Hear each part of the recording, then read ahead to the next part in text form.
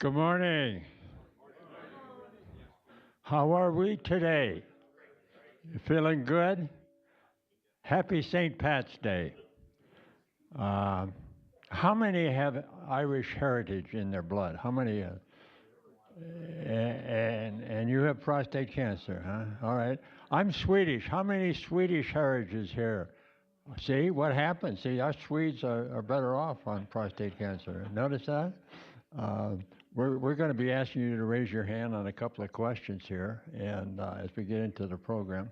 We have a slightly different program. We're going to try something out and get audience participation for free.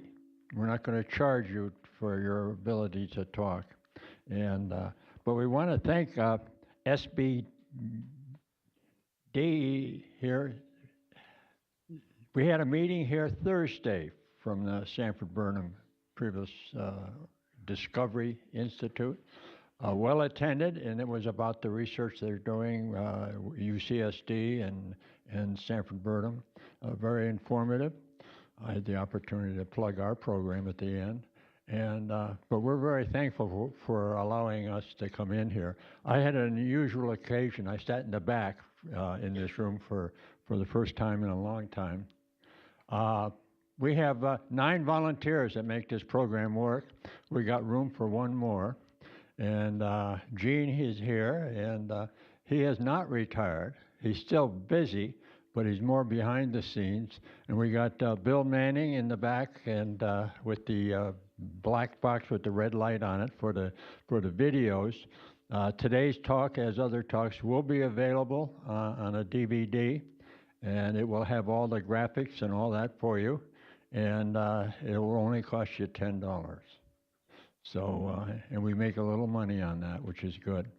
And Steve, where are you? Steve, raise your hand. He's our editor of our newsletter, and he's the one that really does a lot of research, not on prostate cancer, but on cartoons. And if you want some funny cartoons, it's in there, plus the research too. And Bill Lewis, who summarizes the talk and writes a column on that, and Jim. Give us that smile, Jim. He's a greeter. There he is, and he's in green. Okay. Now, everybody here is a volunteer.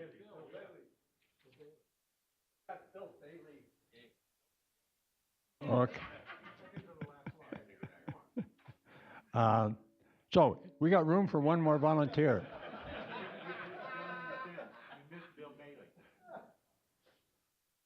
Bill Bailey's back. Yes, he is. He has also been a speaker at our group last year about this time. He gave a talk. And so he's our librarian. Look at that. See, look at the boxes under that table. He has to lug those around, and that's how he gets his exercise and so forth. And we make some good money on this stuff. There's things you can sell and things that you can rent. And so we got room for one more volunteer. If you're interested, let me know. Okay, the newcomer package, you got a package that was passed out. Everybody, all newcomers get one. It's got some snappy background information and then a yellow sheet. And we'd like you to turn that in at the end of the meeting. Give it to me or Gene. And you get a call from Gene, a helpful call, answer any questions you may have. And we're here to support you. And what do? We share patient-focused experience on becoming your own case manager. You've heard this before, but it's important. You have to be your own case manager. Your doctor's busy. He's got 3,000 patients, and he'll give you maybe all of 10, 15 minutes. So you have to prepare for that visit. Write down your questions. Bring them with you. Get a copy of all your lab reports. Ask the questions about him. And that's one of our functions here, is not to give you any advice about what to do, but what questions you may want to ask your doctor. He's the professional, and we're not replacing him. And this is a legal statement at the bottom that we're not responsible, okay? But we want to help you and give you those questions maybe that you want to ask. Okay, what do we do for you? We got a wonderful website, and then we have this library, and we have the newsletter. We got copies out in front there, the newsletter. and we have an outreach program.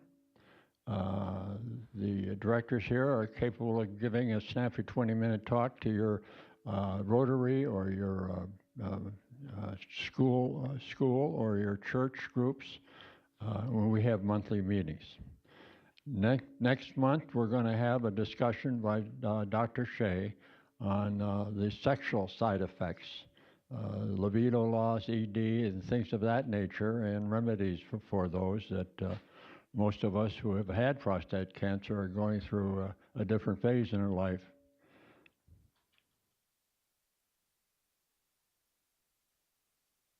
Okay, we're going to do a little audience survey. Raise your hands. How many are here for the first time? Raise your hand. Okay, keep those hands up now. Welcome. Your neighbors at the seats, welcome them. And if you got any questions, for the newcomers, I'll be down here at the end of the meeting in case you have any questions about the programs. How many have been recently diagnosed in the last 6 months? And I think you're in the right place to learn some more about that and help you make a decision or get questions. How many have had prostate cancer for up to 1 year? 1 year. Okay. Now watch what happens here. Up to 4 years. All right, we got a few more. 5 to 10 years. Look at those hands. So for your 1 years, you see what you got looking forward to. 10 to 15 years, raise your hand. Okay. Anybody higher than 15 years? I got 20. Now, Jack over there, you got how many now? 28. Jack is our winner. Look at the smile on Jack. See how happy you can be, too. And we'll be talking about that aspect a little bit later. Okay, let's do a survey of the treatments. There's 16 different kinds of treatments according to Lyle, but we just got the top ones here. How many are not in treatment but under active surveillance, watching things carefully? Good to see that. See, that's the thing that most of you should start off with and try that out. And then what used to be the gold standard is surgery of all kinds for the prostate. How many have had that? Okay. Now, if you've had more than one of these treatments, keep your hand up. And you notice Gene, his hand stays up for everything here. He's had it all. And okay, how many have had radiation, seeds, all different kinds? I've had radiation. And see, there's more now getting radiation than surgery. And now, how many are on hormone therapy or ADT? That's what I'm on. Okay. And now chemotherapy. How many are on chemotherapy? Are you on it or have been on it? Okay. We don't have 2 of our members. They couldn't make it today. Well, one had to leave early. And new treatments. How many are on Zyvigo, Provenge? And see, we're getting in. I'm on going to go on Zytiga and so forth. There's some new stuff coming. And that's why you want to come here and hear about it. Recurrence, how many have had it come back? That's a common thing. So guess what? You need to have your PSA because it may come back. And how many are undecided what to do next? Okay, so I'm kind of undecided myself. So, okay, let's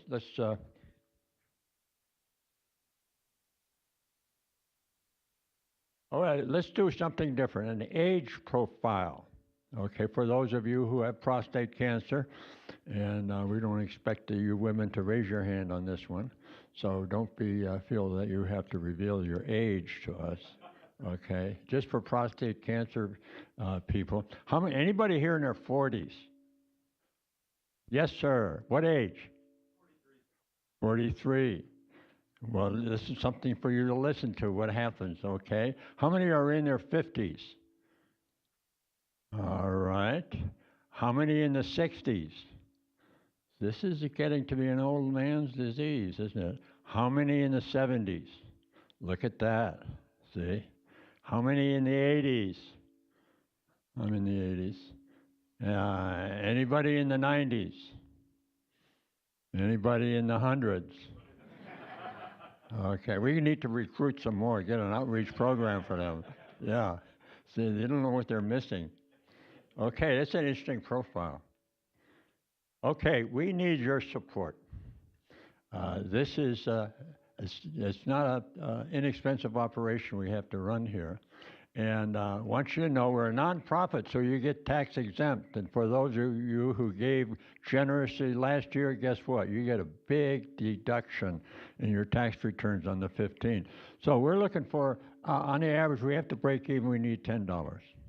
We got small baskets, so we need big bills. If you got a zero in your wallet, and I'm not wearing green, but I got green in my wallet, and I'll be donating it to this group. So you dig deep for your green.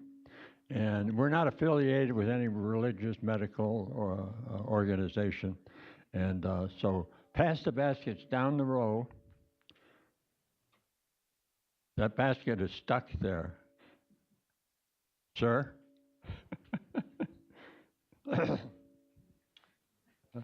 Okay, here we go. Now, we have 6 principles. And let me go through them quickly. First is get early detection. Get a PSA test. Don't listen to that task force that says you don't need it. Last Thursday, a question in the group was, should you get a PSA test after 75?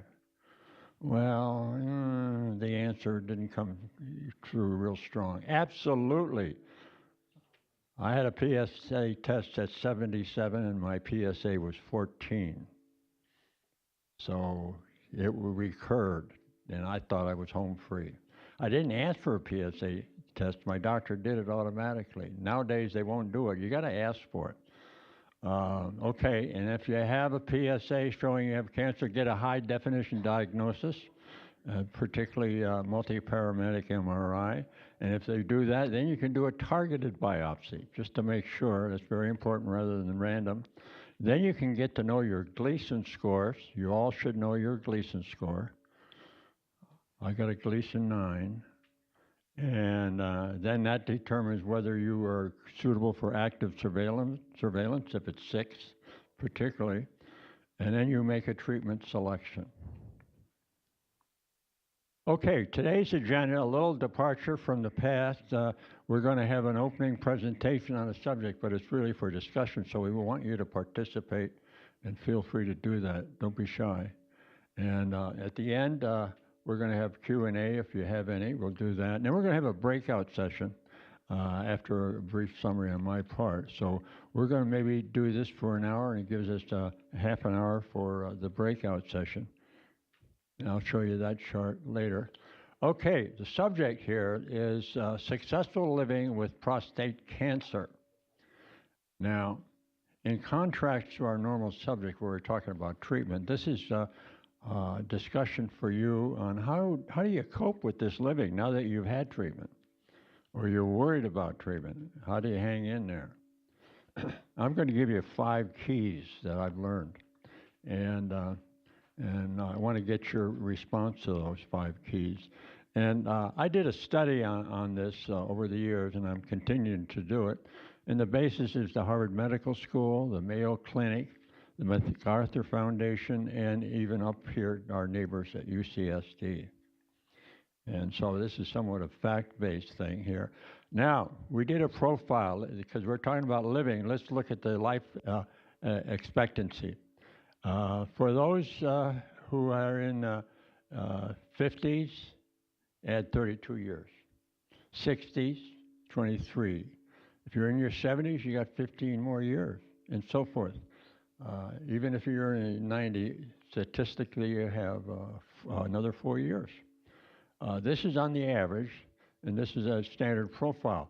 Don't have one for guys with prostate cancer.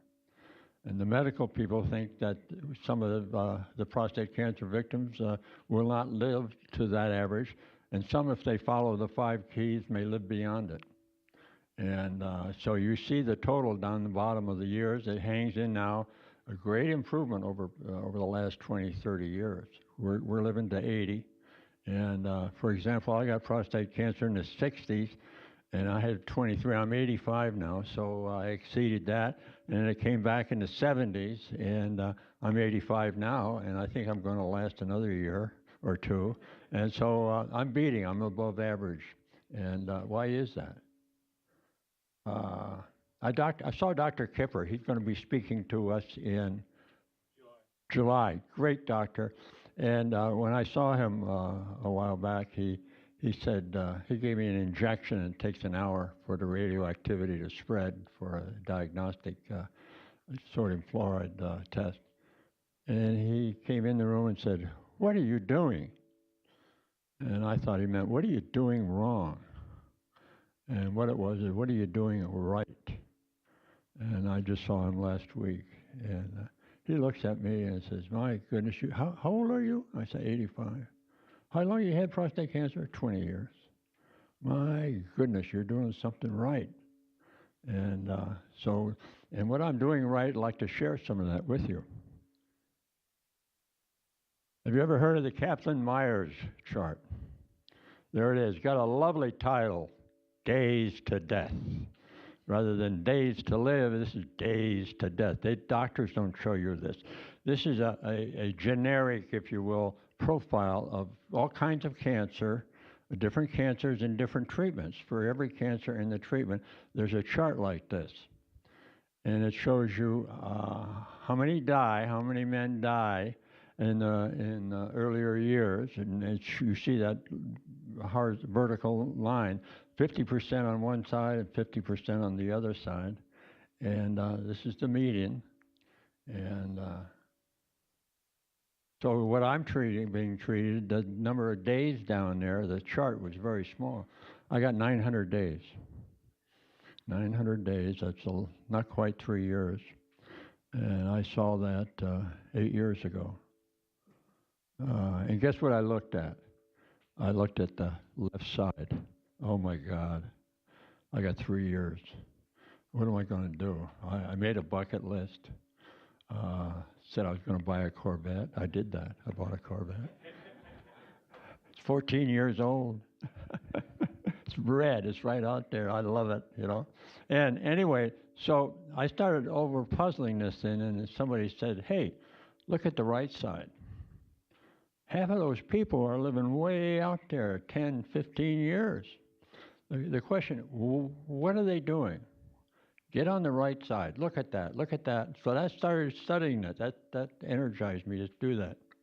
And why am I qualified? I don't have mild prostate cancer. I have a very aggressive cancer. As I mentioned, I have a Gleason 9. My PSA is rising. I stopped having a PSA for 2 years when it was 0.7. And then after 2 years, it turned out it was 15.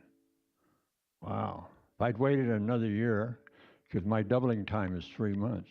If I waited a year, it would have been 200. If I waited 2 years, it would have been 3,000. That's how aggressive this thing is. Doubling time is important, and I have a fast doubling time and a Gleason 9. So I'm not an easy candidate for getting on the right side, but I want to show you it works. You can see that in me now, I guess. Okay, how do you get on the right side? Now, us guys with prostate cancer have some special stresses. At least I do. Anxiety about longevity. When you first heard the doctor say you got prostate cancer? Well, imagine what it's like when it recurs and says it's come back. I thought mine had gone after 10 years. It's back. It was really bothersome and troubling to me. Another thing was, what is the treatment? Well, what should I have? I had radiation, and I can't do surgery after radiation. What should I have? And there's as I mentioned before, a lot of different kinds of treatments. And then you worry about progression and recurrence. That's in the back of your mind. And then you're impacted by all the side effects. And being Swedish and not Irish, I get them all. I get diarrhea and constipation at the same time. And then guess what? Because it's an older man's disease, we have these other afflictions with an older age. Some of you that think maybe it's due to your prostate, no, it's due to your getting older.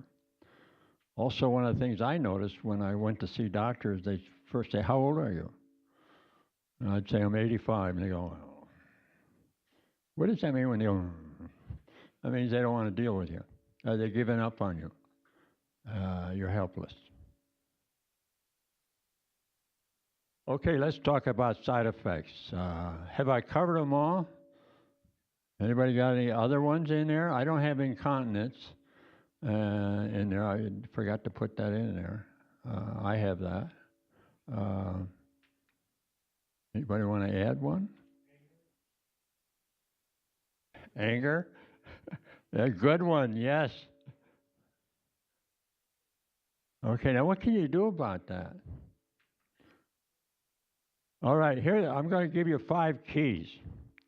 And each chart here has, one is the prostate cancer, excuse me, it's supposed to be PCA side effects. And then a statement, that's sort of a declaration for you to comment on. And then the value of the treatment, why it works or why it might be of importance. And then suggestions, and I want to get suggestions from your experiences. And then lastly, for each one of the keys, things to avoid. There's mostly on what to do, but there are certain things you want to avoid. Okay, guess what the first one is? If you go to the library and look up aging or other things, number one by far and away is diet. The side effects are you get weight gain, weight loss, appetite loss, taste loss. I've lost the sense of taste. That's why I love pizza with pepperoni. It's a common occurrence. If you're interested in learning more about some of the side effects and what to do about them, here's a great book by Mark Moyad. He's a frequent speaker on diet, supplements, and exercise and things like that. It's a good book, and it also has a very good section on side effects. We have that here. It's available for purchase. Is it not, Bill? Yes. Pardon? Yeah, promoting wellness. It is specifically, but beyond hormone therapy, but it's still good what other kind of treatment you're on, because it does talk about diet and exercise and things of that nature. And there's a quote, okay, there's a PCRI conference coming up next week. Gene and I are going to go to it. This is the mid-year. The one that occurs in September gets 700 men, patients, and 10 or more, a couple of dozen expert doctors from around the nation talk. It's fantastic. And if you're interested in details, you'll get it there. And a couple of years ago, one of the speakers stood up and said, wow, it's impressive to see 700 people out there, 700 men who are concerned about their health. They come to this meeting from all over. They're concerned about their prostate cancer health, not about the number one disease, heart. Says, as I scan this massive group, I see a lot of high body mass, a lot of heavy guys out there. And so it's important for you to watch your diet, not just because you have prostate cancer. And now here's a sort of a disclaimer from Moyad. The theme here is whatever the diet you're on or what you're going to eat moderately and maintain a healthy weight. And it will reduce the risk, if not of prostate cancer, a whole bunch of other diseases. And how many are on a diet now, a regimen, a strict one? How many are on a diet here? Anybody else? Okay. Bill Manny's on a diet. Let me go ask him. Okay. My diet is basically vegan. I was diagnosed in 2009, been on active surveillance for 9 years. I went on this diet right away, but actually my whole focus on food goes way back to, back decades. And my son to this day will complain about some of the things he had to eat when he was young, with some meat substitute products and lots of veggies and that stuff. But he kids about it. So what I do is, being on that kind of diet is a challenge. It's more of a challenge when you're eating out or if you're on a trip. That's where you have to get very creative. But as far as cooking at home, which has serious advantages, There's lots and lots of recipes, lots of cookbooks. I do a lot of cooking.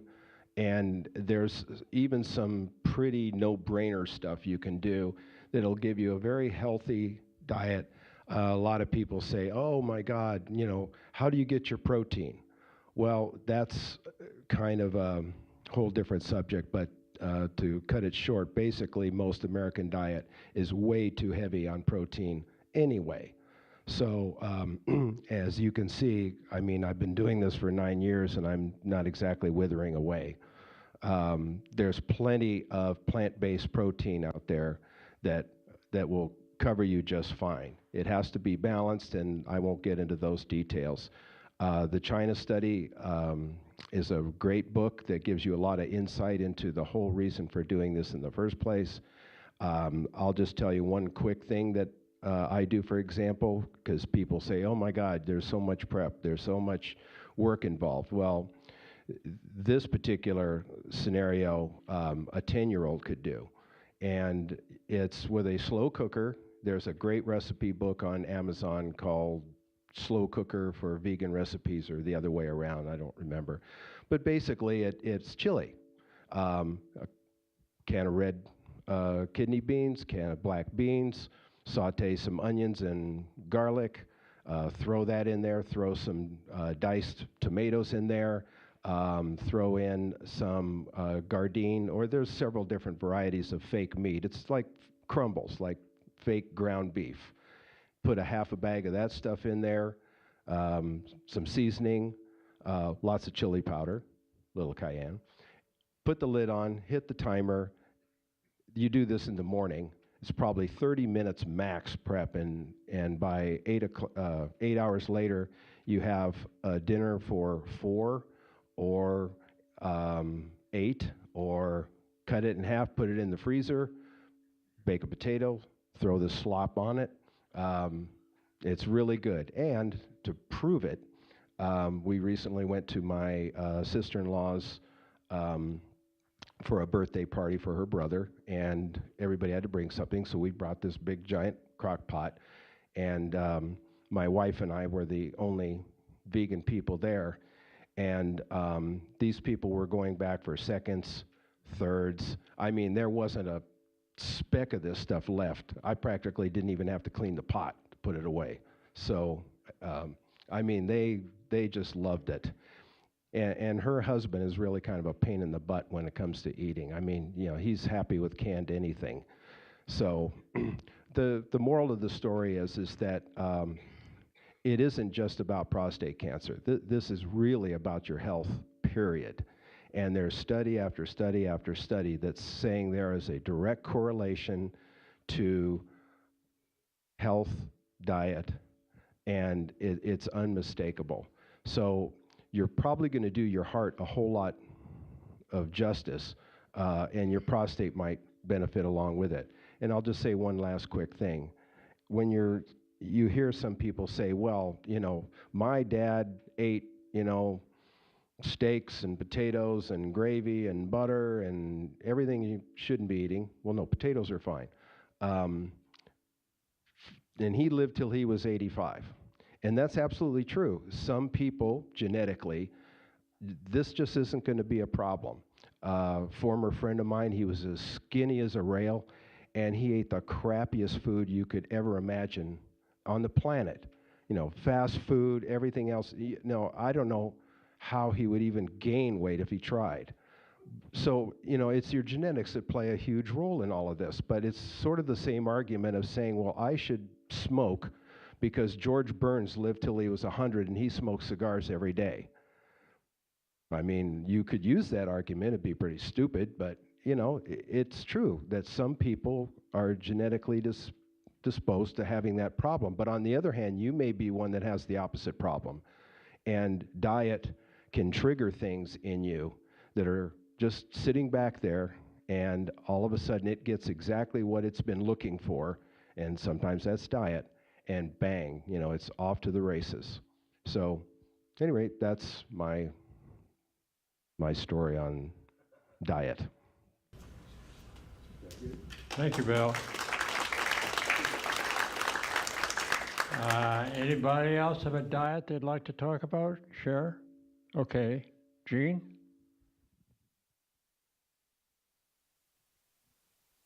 Mine's a little less complicated. When I first joined this group, found out about this group and became a patient of Dr. Lamb. He first mentioned diet because at that point in time I weighed 240 pounds. He says, well, you need to diet. And I says, oh, I'm probably not going to be very good at that. And he says, try the best diet you will ever know. That's eat less. Son of a gun, it works. And then I read Dr. Snuffy Meyer's book about the Mediterranean diet and found out if I eliminated meat and milk products, it helped me lose the weight. End of my story.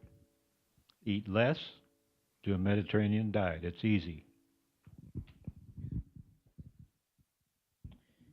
I'm from Minnesota, and guess what they love in Minnesota? Milk, cheese, things like that. Ice cream, apple pie, steak and potatoes with gravy and all that. And clean your plate, George. Clean your plate. And I had a very high metabolism. I was skinny as could be. Later in life, guess what? I gained weight. Then you put me on hormone therapy, I just ballooned. So I'm on what's very similar. It's called a half diet. Eat half. Eat half of what's on your plate. Drives your parents and your friends nuts. You just eat half of it. Or better yet, only put half of it on your plate and take twice as long to eat it, and so forth. And you get used to that. You get used to that. I weigh myself every day. And because if it goes up a pound, that reminds me, and so forth. And so I eat a little less the next day, and so forth. So, in fact, I eat just a regular Minnesota diet. In part, I've modified it slightly. I'll do that in a minute. But I just eat half, and people think, oh, you don't like my cooking, and so forth. No. Just get out of that old Midwestern syndrome of steak and eggs and potatoes and mashed potatoes and all that. So I've learned to do that. And now I do the cooking, so I'm the guy that puts the stuff on the plate, so I only put half on. Now,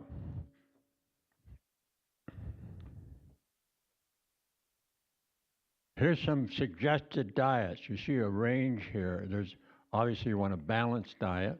You want a heart-healthy diet. You want an Asian diet. Now, there's this wonderful book. You don't have to read it. I'll tell you what it says.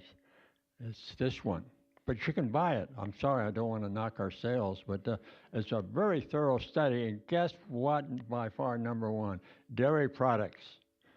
That guy's not welcome in Wisconsin or Minnesota. Dairy products, milk and cheese. You don't need milk. You don't need that much calcium, but if you do, don't get a quart of milk. Take the calcium D3 pills. And if you looked in here, there's a chart showing prostate cancer, also true for breast cancer for your women. The chart goes up this way, and up here, guess what's up here in the countries? The United States, Denmark, Sweden, and all these European countries. And guess what's down here? Asian countries. They don't use milk. They don't eat red meat. And those are the two key things that, and what do they have? They have fish. Tea is great to have, and it doesn't have to be green tea. Soy, brown rice, and so forth, or the Mediterranean diet, if you're particularly interested in tomatoes, but it's also heavy in fish, olive oil, whole grains, because of the fiber. And then we heard about the vegan diet. And then there's a lot about antioxidants. Those are important. But look what they show there for antioxidants. Things you hated as a kid. Spinach, broccoli. By the way, blueberries is 3 times more antioxidants than spinach and broccoli. So go get some blueberries. They're very, very, very potent. Things to avoid: red meat and dairy products, and that's on the China study. Alcohol. Now, you've heard that wine is good for you. 1 glass of wine is good for you, whether it's red or white. They've done a study, and it's not published, but it shows you charts. Here's somebody that doesn't have any alcohol, and somebody has 1 glass of wine a day. What about 2 glasses? It does, 2 glasses goes down below. 3, down, down. Now we're talking about a glass of wine. That's a 5-ounce glass they're talking about. You know that little wine glass? You don't see those. I don't even, they sell them more. But alcoholics or heavy drinkers have a higher degree of prostate cancer, 2 to 3 times.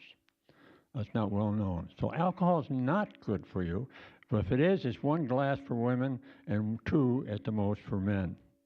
Folic acid is bad for you if you have prostate cancer. The folic acid you get in the pills, those are artificial. Natural folic acid is not bad, but the artificial one is bad, and megadosing and things like that. You get a lot of that in here. Supplements and so forth, generally, you don't need it if you got a balanced diet. George, what about the sweets? What about sweets? You don't say anything about avoiding the sweets. Sugar. Well, you want to go easy on carbohydrates and sugar. I could put that in there. And why should you go easy on insulin? If you're going to have sugar, get some fiber with it or something like that. The thing about white bread, it's nutritious, but it lacks the fiber that slows down the absorption of carbohydrates, which then goes into sugar and cranks up the insulin, and that's bad. Insulin's bad for you if you have cancer. And so you want to slow that so you don't overshoot on insulin. That's why you want the fibers. It slows down. There's 2 kinds of fibers, one is soluble, water soluble, and the other's not. And they're good for your intestines and a whole bunch of things. Fiber's good. The fiber pills aren't, because you got to take half a bottle to have any effect. Okay, what's the next one? Exercise. Okay, what are the side effects it deals with? Muscle loss, bone loss, weight gain, heart effects, fatigue, depression. Exercise is great. Our original doctor, look at that. Walking is a man's best medicine. Walk. And if you do it briskly, you cut the possibility of strokes by 40%. So it's just not shuffling along, it's walking briskly. And the value is, it's clearly evidence shows that it reduces cancer, both prostate, colon, and breast cancer, improve blood flow, reduce diabetes, and blood pressure, gives you an uplift, and it's essential if you're on hormone therapy. Now, Gene, he's on hormone therapy for 100 years, or? For much longer than I'd like to say, but it's hormone therapy, 11 years now. The value of exercise is manyfold, of course. I'm doing it thinking that it's keeping my prostate cancer under control, which it is. But the main thing is it helps reduce side effects, and the benefits to mine is I was on blood pressure medicine for like 25 years, and once I started seriously exercising, which is an hour a day, 6 days a week, split mostly between cardiac and stress exercises, I went off those pills 3 years ago, and I don't have any more problems with blood pressure. And one of the big problems with ADT is all those things up on the top line: muscle loss, bone loss. I didn't get the weight gain because I went on the right kind of a diet, and depression, fatigue and depression. And the exercise just alleviates all of those things if you do it right. And the way to do it right is you get with a trainer, have him design a program of the things that's going to work best for you, and make it a habit. Because I didn't think when Dr. Lamb says you need to get in and do exercise, and oh crap, I hate gyms, don't like the atmosphere, I don't know if I can do it. And he says, give it a try, get with a trainer and have him help you.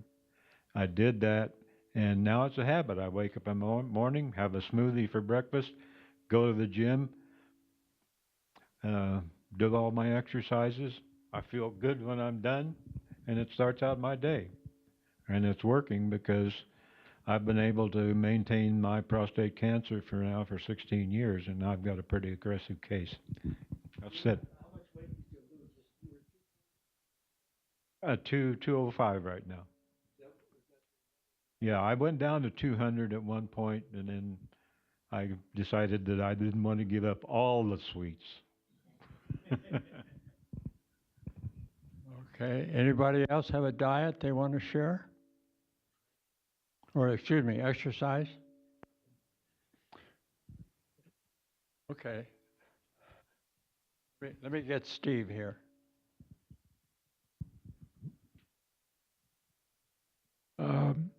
Well, when I first got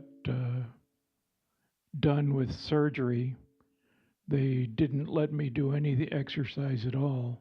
I had been doing exercise getting ready for surgery, including the Kegels and other things to minimize likelihood of incontinence. But my favorite exercise, and everybody's got their own, is swimming. And I find that really helps because I can do it. I have back problems and foot problems and everything else, but I can still do it because it doesn't put stress on my bones. And it's good cardiac. But the thing I had to add when I went on ADT was weight training. So I went on stack machines. I do weight training 3 times a week. And I have a schedule of 7 exercises, and I keep a log. I've been on ADT and Zytiga now for over a year, and I found that even with the exercise, the amount of weight I can lift on average has gradually gone down, and I get more fatigue. But I'm hoping that the exercise reduces the amount of muscle loss that I get, and of course reduces the bone loss and helps with the weight gain that you get with ADT. You made an important point, 2 points. One was the combination of diet and exercise. If you want to lose 500 calories, do 250 with the food and 250 with exercise. Another word you mentioned was a schedule. Tom, who's going to be here, and Tom's point was he can't do it like Gene. Gene learned how to do it and does it on his own. He needs to have a trainer. He wouldn't be doing it without a trainer. We got a few more keys here, so I'm going to move on.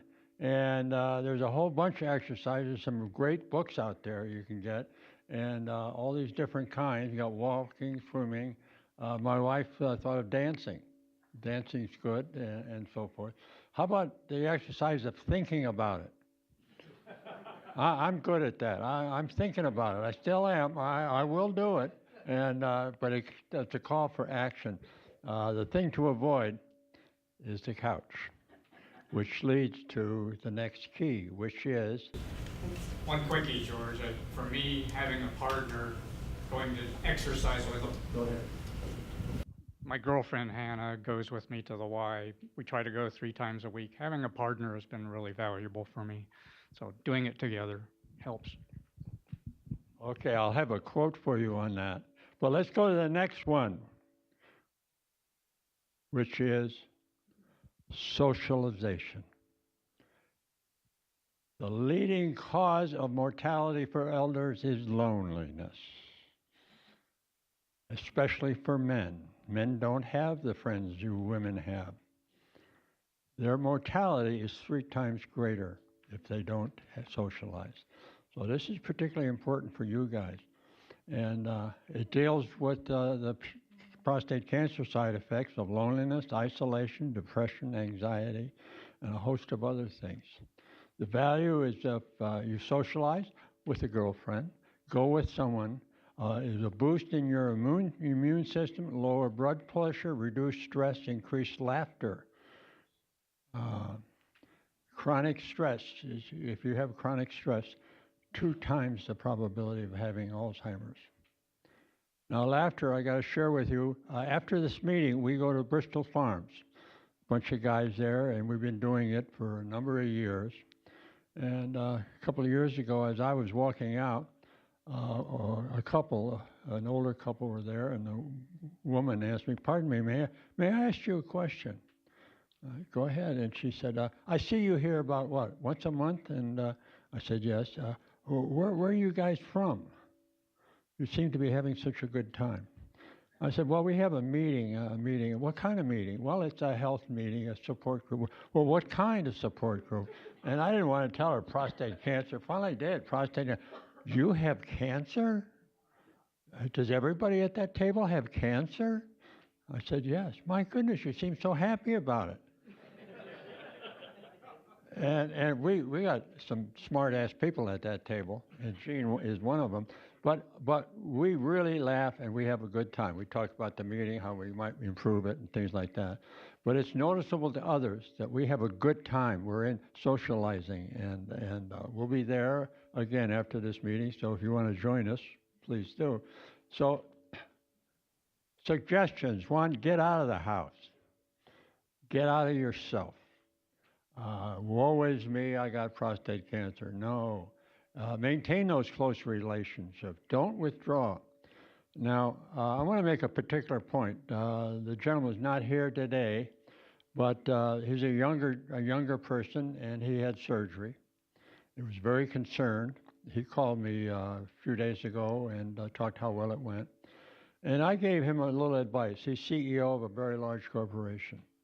And people, when he goes back to work, people are going to be watching him. I don't know if you realize it, maybe you did back then. The word cancer to a lot of people means death.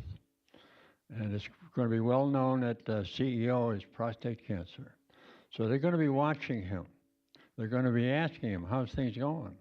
I said, the best thing you can do is, "I feel great. The surgery was a success. They got it all. I'm in a little recovery, but I'm going to be at top speed again." Don't let people say, "Well, he doesn't look too good," or "I noticed in a meeting he's not wide awake." Broadcast the fact that your surgery worked and you're feeling great and you're working on the recovery. And that helps energize yourself. Get involved in activities that are meaningful and purposeful, like service work. Do a continuous thing. Every Wednesday you do this, or every Sunday you do that. And that's the best way to deal with socialization, because otherwise you're going to sit on that couch. Discover and rediscover relationships. Send emails, regularly, not long ones. Make brief phone calls. I emphasize brief. Don't run into a situation like Uncle George is calling. Oh my goodness. No, Uncle George, when he calls, is real quick and snappy and so forth. Join a garden and book club. I know people really get energy out of that. Volunteer. There's a whole bunch of things. And if you don't know what to volunteer, here's a great website, volunteermatch.org. It's good for local areas here. Big Sisters, tutoring opportunities, a whole host of things that will really energize you. Things to avoid is daytime TV. That's a killer. And then particularly CNN at night. Breaking bad news. I mean, what a way to end your day is watch that. And then what are you doing? "Oh, I'm just retired. I'm a retired person." No, I'm active. I'm doing these things. You want to join me? And here's a quote for you, Ron. To run fast, go alone. And to run far, go with others. And that's from Africa, where the great runners are. Okay, number 4. Anyone guess what number 4 is? Intellectual key. All right. The side effects deals with memory loss, depression, fatigue, and so forth. Keep your mind busy. Brain health is a growing science. Neuroscience Institute and so forth, there's a number of these starting to realize how important the brain is in your health. And there's a great need to not only have physical exercise, but mental exercise. Use it or lose it. Challenge it, learn new things. One of the guys that's been very, very busy for us in this stimulus is Steve. Steve, you want to tell us about how effective your little volunteer work, that's not little, volunteer work on doing the newsletter? Well, I volunteered after some encouragement to take over getting the newsletter together. Of course, one of the things that I got into as a result of coming to this group was finding out that all this new stuff that's constantly coming out about diagnosis and treatment of prostate cancer. I mean, the treatment you get today is probably fundamentally different from what you would have got 10 years ago. And I do a lot of search. When I was still working, I was an engineer, and I did a lot of research on the internet and at universities. So as part of my volunteer work, I take the results of my research on new treatments and new reports that come out on prostate cancer, and I put them in the newsletter along with the stuff that Bill does, documenting what goes on in each of our meetings. And I find out a lot of stuff. I have found out a lot of stuff over the last 5 years coming to these meetings that helped with my treatment. Like Zytiga, which I found out through my research and some of the reports that came out on the studies, and now I'm on because of other things. I'm resisting going on chemotherapy, and I have very aggressive cancer, sort of akin to what you have. So it keeps myself active, constantly doing research on the subject, and it's very useful too, because I'm convinced that this Zytiga is going to help me stretch out my fight against prostate cancer. I'm going to be watching you. Anybody want to comment on what they do to stimulate their brain over here? Anybody? Repair radios. New ones or old ones? Old ones. There's a stimulus. Vacuum tube jobs? Well, wonderful. I knew all about vacuum tubes. Okay, great. I used to do that. Oh, good. I don't do honors. Anything over here that anybody wants to comment on? Okay. Let's hear from you. I hear play games. What kind of games do you play? I play games, especially puzzle games, but anything that has a plot line that you have to interact with. You play by yourself or with others? By myself. Okay. I'm not into the multi-task. So I'm in the middle of radiation right now, and I'm actually pushing myself to continue to work throughout the middle of it, even though I'm pretty much exhausted all afternoon. So my work has allowed me to ramp back my hours to about 20 hours a week. I realize not everybody has work, but I would suggest, don't shy away from it. I shied away from it during my surgery. I was away for about 9 weeks, and my brain just went to mush. It was hard to actually even get back into work for easily a month afterwards. Good. I'm always a little afraid somebody in the audience is going to ask me a question. So I read 2 or 3 prostate cancer research reports a week, and that helps me keep up to date what's going on.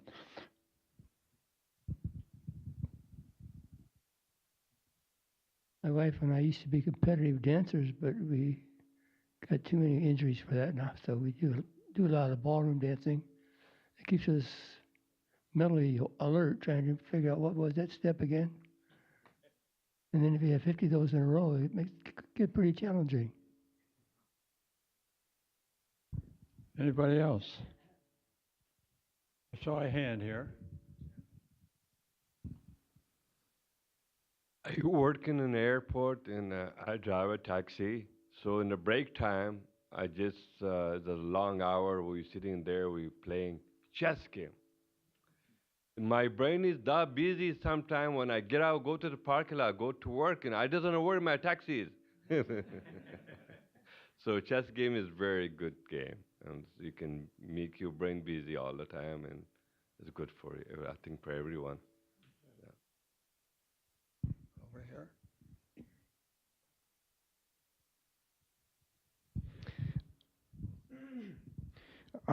I live in the North County, and I go to a lecture series every week at Maricosta College. And we have 2 one-hour lectures, and the subjects are all over the place. They do keep you thinking, and it's a good socialization as well as intellectual exercise. I think checking with a local community college is a good place to start. That's good. Anybody else? I have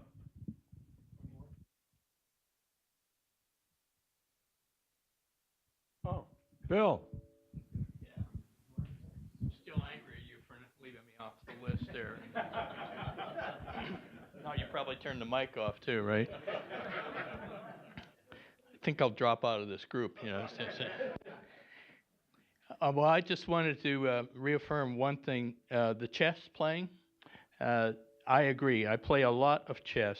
In fact, I feel when I do it on 2 occasions. One is when I started getting bored, rather than watch TV, of course, I play chess online. And for those of you that don't play, you may not realize that if you play online, you get real people on the other end using their computer all over the world. And if you and it's great if you can win a couple games because your rating starts going up, and then that builds some excitement. But to beat somebody with a higher rating than you is quite a thrill. So there are 2 aspects to chess. One is the mind, because it does.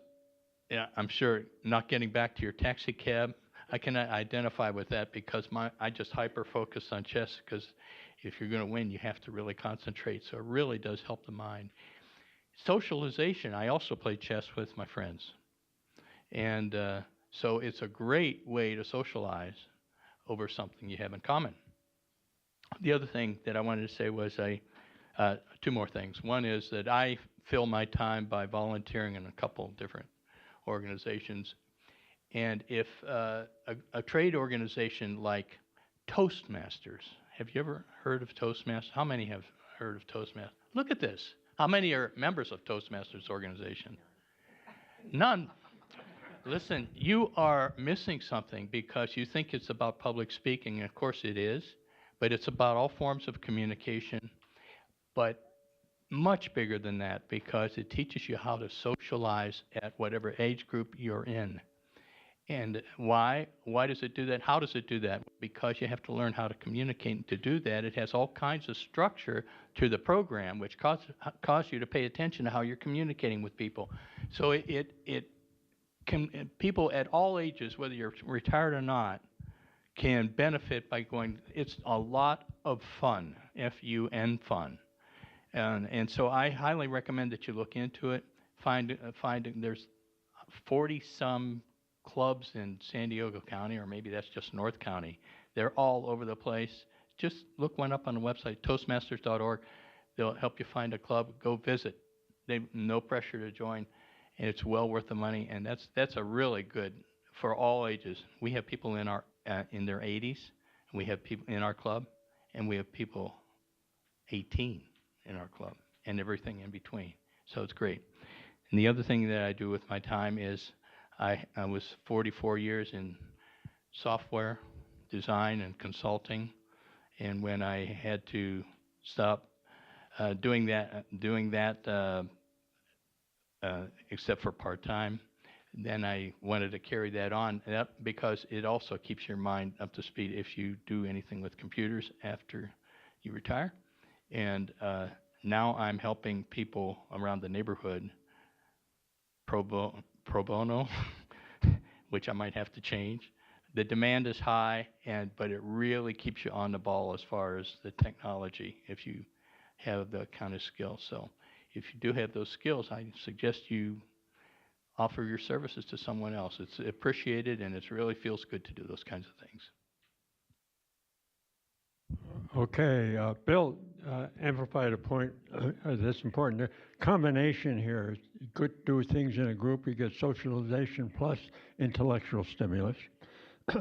Some suggestion, use your gifts. If you got business skills, apply those as a volunteer.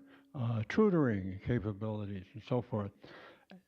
Particularly good is to activate the right brain, the creative side.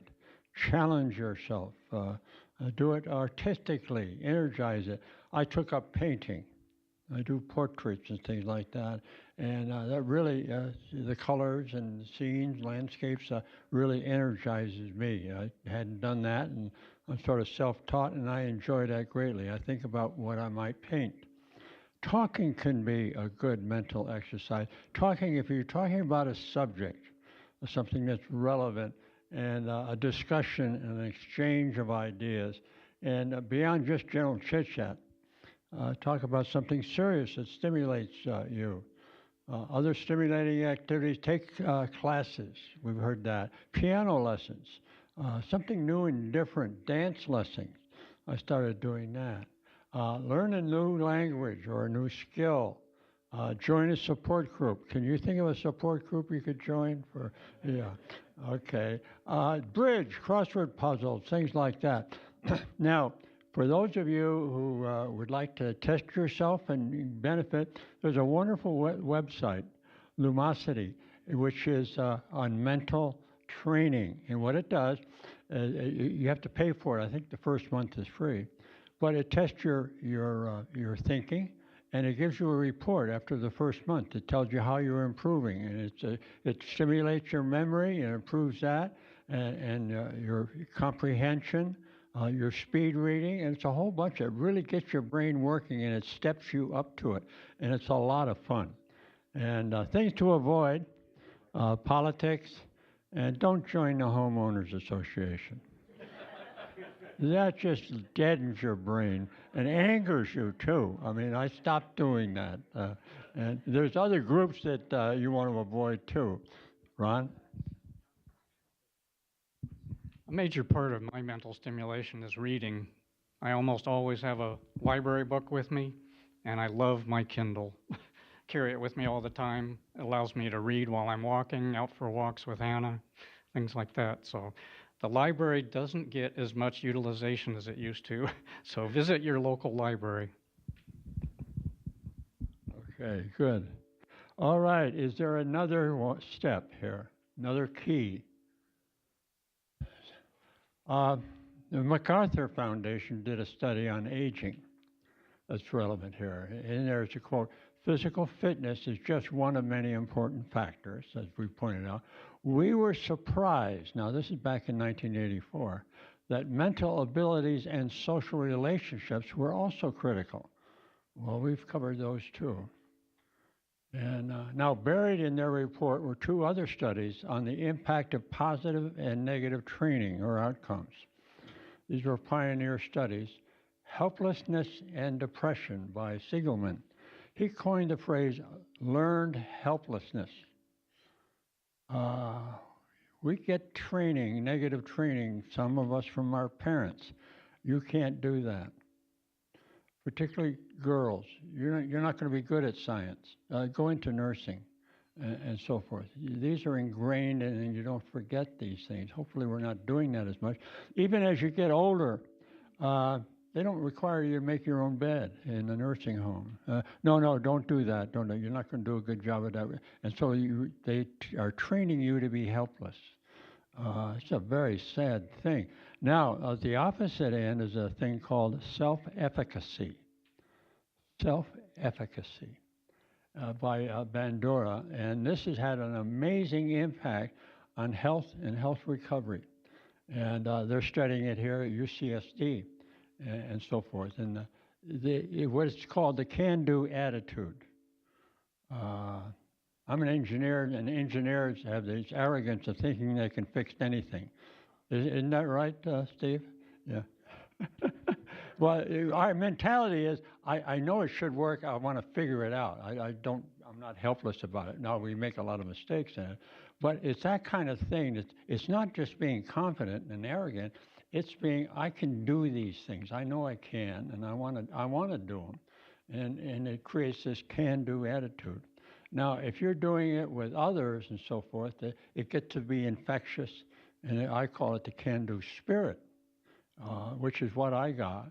And the spirit is not just self. It's the next thing that is the number one and most important.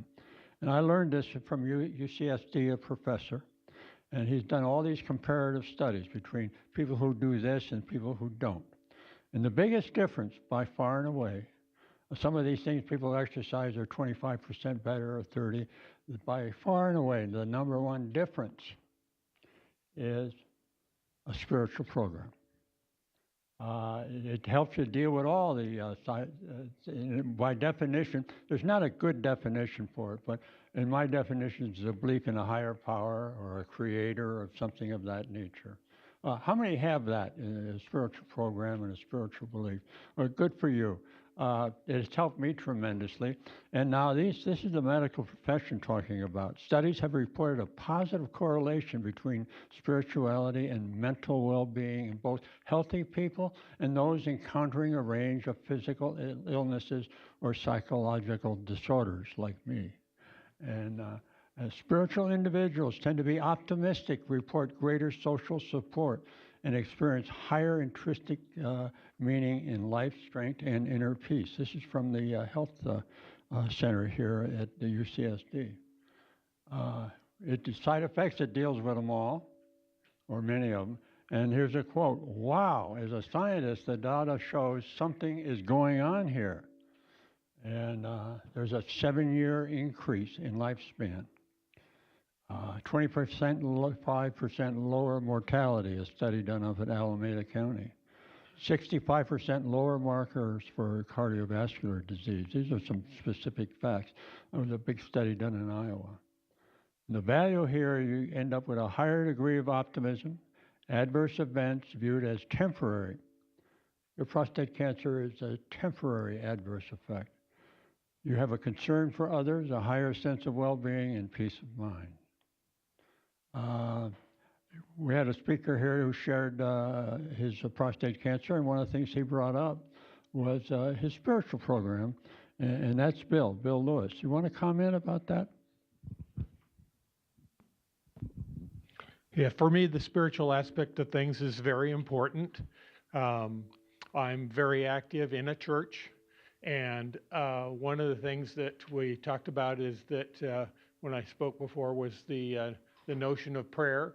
I think it can be a very powerful power, and that knowing that there's hundreds of people praying for me that are both friends and that are available through one of those prayer roll kind of things that some churches have.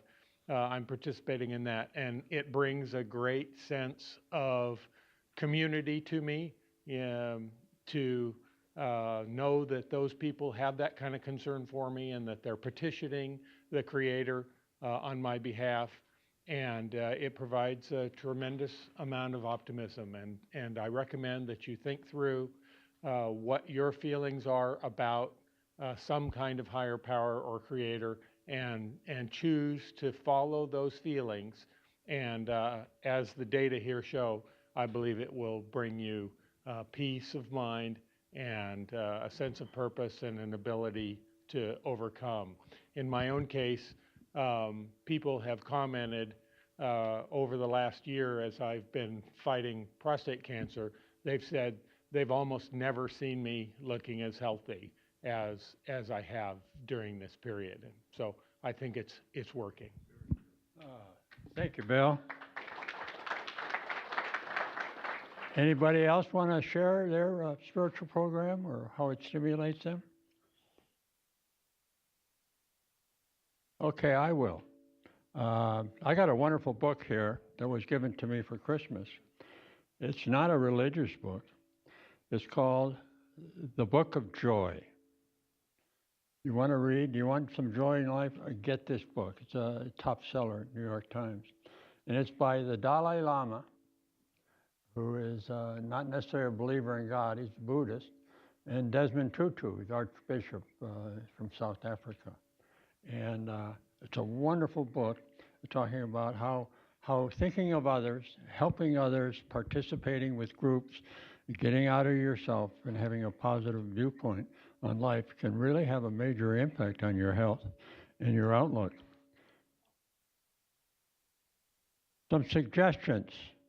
I'm not talking about necessarily religion. This is just spiritual. Prayer, meditation. There's a lot of good books on meditation. I do that. It helps calm me down. Daily reflections or study guide. It's sort of a discipline, have a schedule. Regular attendance to churches, synagogues, or mosques. And particularly if you're active in those, it's very helpful. And I got involved with visitations and so forth. Wonderful experience. I was very uncomfortable, but I learned how to do it. To go to White's Hands, the 4th floor, where the Alzheimer's people are. And you can really have a positive impact in talking to them and listening to them. They have short-term memory loss, but they love to talk about their childhood.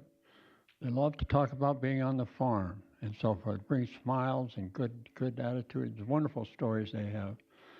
Make a gratitude list when you're kind of moping around. What are you thankful for? And the whole bottom line here is the results, and this is the medical professional, the results underscore that the health implications of social connections and positive mental stimulus, that's number 3 and number 4, are generated and stimulated by a spiritual program. Any comments? Yes. I would say one thing, there's a linkage between... Let me give you the mic.